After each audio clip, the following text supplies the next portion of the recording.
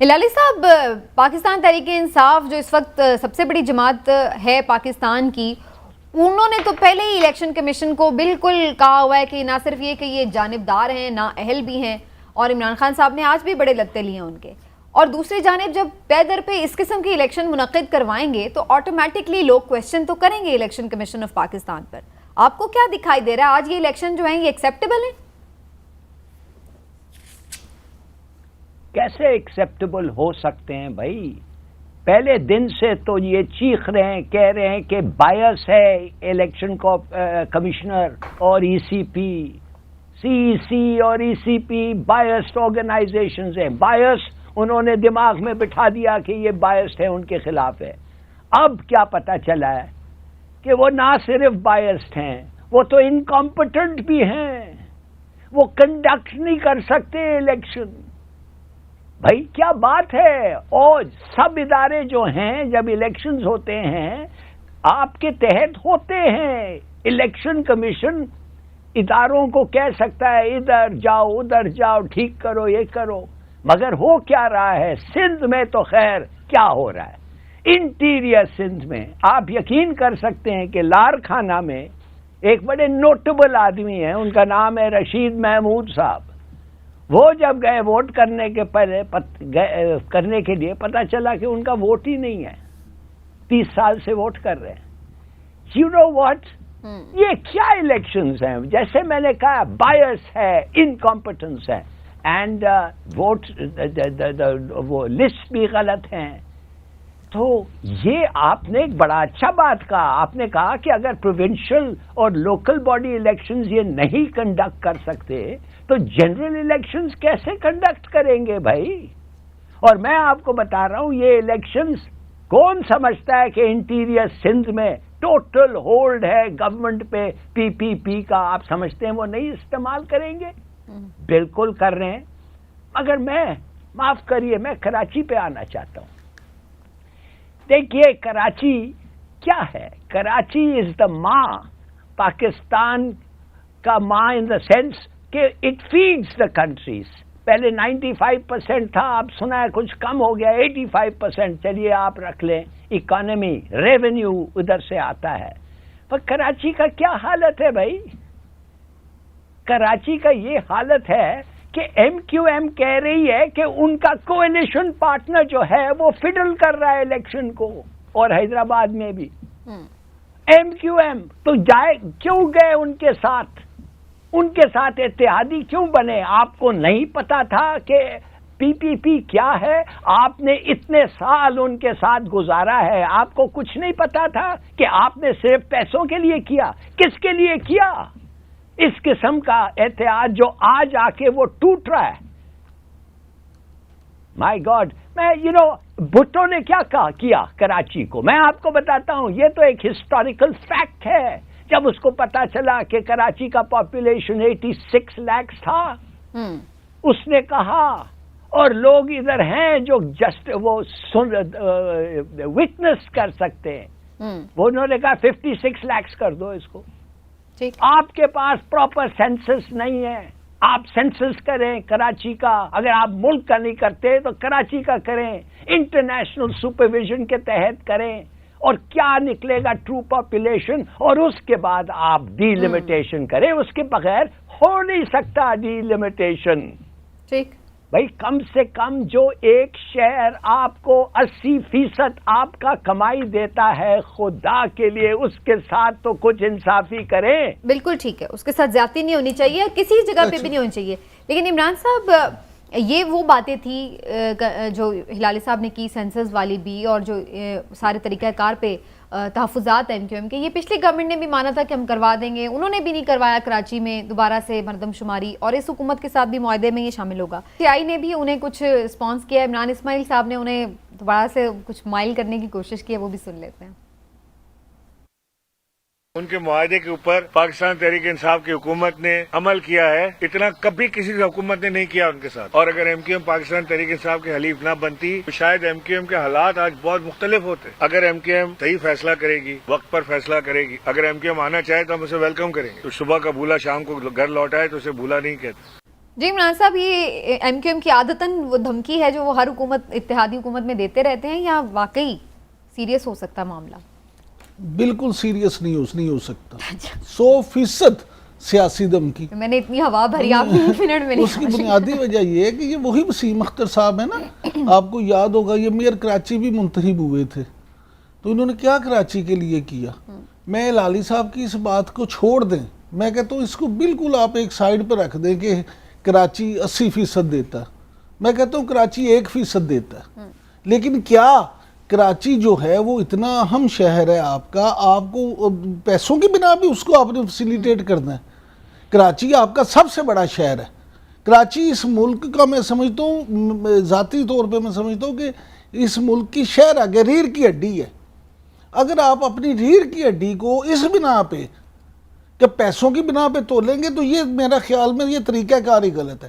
آپ اس کو سب سے بڑا شہر ہونے کی وجہ سے فیسیلیٹیٹ کریں، پہلا میٹروپولیٹن سٹی ہے، آپ اس کو میٹروپولیٹن سٹی کی طرح پہ ٹریٹ کریں، منی پاکستان، منی پاکستان ہے۔ یہ دیکھیں معاملہ یہ ہے، کراچی ایک ایسا شہر ہے کہ جس سے پورے پاکستان سے کوئی بندہ چلا جائے تو وہ اس کو اپنے اندر سمیٹ لیتا ہے، غریب پرور شہر۔ بالکل۔ اب دیکھیں میں صرف یہ بات کہنا چاہتا ہوں کہ وسیم اختر صاحب یہ بڑا سخت لفظ استعمال کر رہا ہوں، عام طور پہ میں ایسا نہیں کرتا، یہ گیدر ببکیاں ہم نے بڑی سنی ہیں، اچھا ہاں ایسے ہی ہے، یہ اس سے کوئی فائدہ نہیں ہوگا، یہ سیاسی طور پہ نہ صرف اپنی اہمیت بنانے کے لیے ایسی باتیں 20 بار کر چکے ہیں۔ شاید کاش اچھا ہوتا، مجھے اگر پتا ہوتا نا ہم نے یہ شارٹ چلانا ہے ان کا، تو میں پروڈیوسر سے کہتا، فیصل سے، کہ ان کے پرانے بھی نکال لیں۔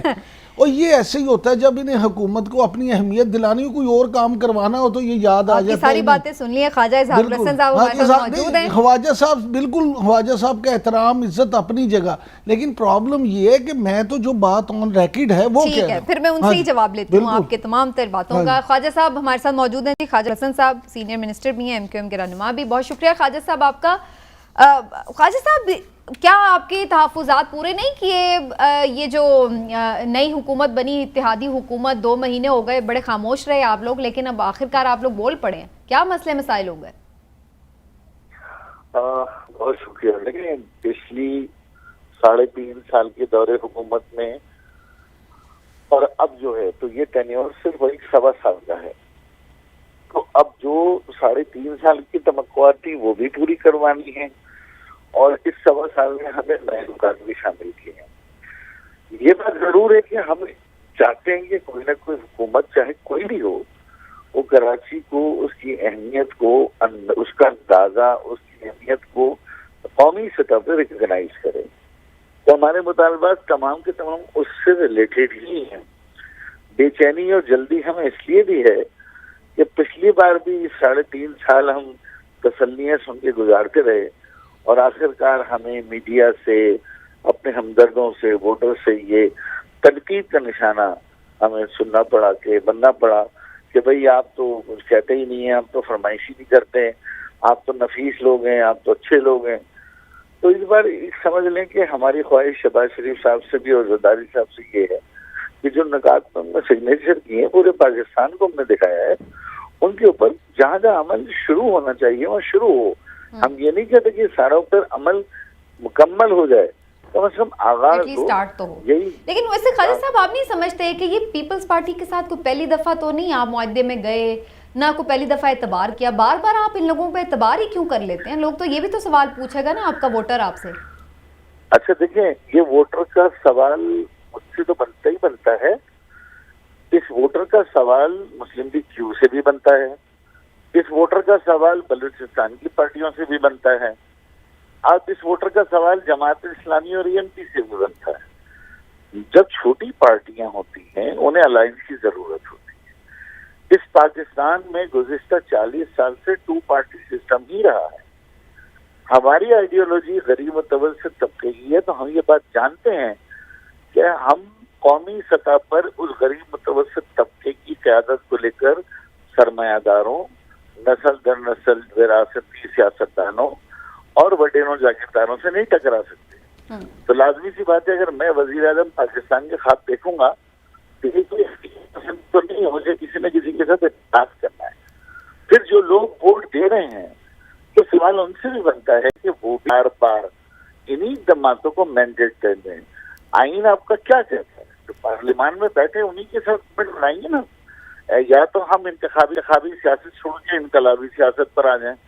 ہم اس سیاست کا یہ والا باب ہی بند کر دیں کہ جناب اب ہم نے الیکشن میں جانا ہی نہیں ہے, اور اس پورے نظام کی جس کی مخالفت کرتے ہیں اس کے خلاف ایک آغاز انقلاب کریں. یا پھر اس نظام میں رہتے ہوئے انہیں جو اویلیبل آپشنز ہیں انہیں کو خواجہ صاحب گزارش یہ ہے کہ آپ نے بالکل ٹھیک فرمایا. ایم کیو ایم نے ہمیشہ مڈل کلاس اور لوئر مڈل کلاس کی نمائندگی کی اور ایسے ایسے لوگوں کو اسمبلیوں میں پہنچایا جو بالکل کبھی تصور بھی نہیں کر سکتے تھے کہ وہ اسمبلیوں میں آئیں گے. ان کے نہ اتنے وسائل تھے نہ ان کے معاملات تھے. یہ کریڈٹ آپ کو 100% جاتا ہے جو پاکستان میں کسی اور سیاسی جماعت کو نہیں جاتا. لیکن میں آپ سے ایک سوال ضرور پوچھنا چاہوں گا. معاملہ یہ ہے کہ جب آپ ان سب کو آزما چکے اور آپ کی مجبوری بھی ہے کیونکہ آپ ایک چھوٹی جماعت کے طور پہ سارے مسئلے حکومت میں آئے بغیر حل نہیں کروا سکتے, اس لیے آپ کو ان کے ساتھ شامل ہونا پڑتا ہے.